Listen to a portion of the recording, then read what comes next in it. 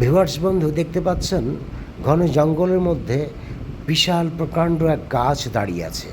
সেই গাছের ফাঁপা ডালে এক রাজকীয় পেঁচা বাসা বেঁধেছে। দিন শেষে সে যখন পাখা মিলে ফিরে আসে, তার নীরব ওড়াল যেন এক অনন্ত ভঙ্গি, অসাধারণ সুন্দর দেখতে।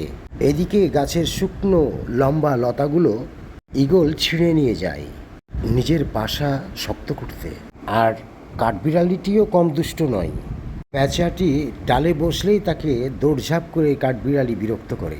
পুরো জঙ্গলের চারপাশে ছড়িয়ে থাকে নীরব আর শান্ত পরিবেশ।